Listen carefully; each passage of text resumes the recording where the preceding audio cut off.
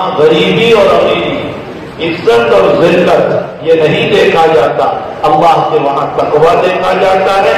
جو متقی بنے گا اللہ اس کو اپنا علم عطا فرمائے، اس کو ورع اور پرہیزگاری جس کی ہوگی۔ ہمارے حضرت سے ابھی سفر میں نے ایک واقعہ سنا، جب ہم فلائٹ میں بیٹھے حضرت نے فرمایا کہ ایک صاحب تھے جس کو لوگ بچپن میں کالو کالو کہتے تھے، اور وہ چھوٹا سا بچہ کالا کلو تھا اور لوگ اس کو کالو کالو کالو کہا کرتے تھے۔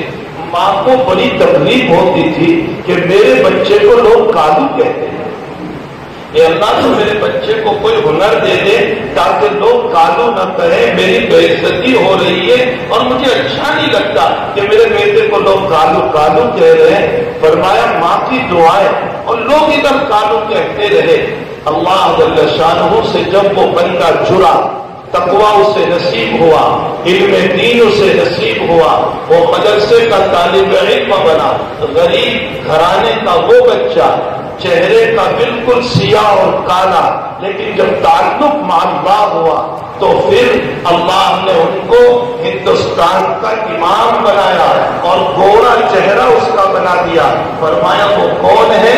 شاہ عبد القادر رائے پوری رحمۃ اللہ، جو شاہ صاحب ہیں جن کے قدموں میں زکریا جیسا کاندلوی بھی وہاں بیٹھا، جن کے قدموں میں علی میاں ندوی جیسا بھی بیٹھا، جن کے قدموں میں منصور نعمانی بھی بیٹھا، جن کے قدموں میں عطا اللہ بخاری بھی بیٹھا، اور جن کے قدموں میں الیاس کاندلوی بھی بیٹھا۔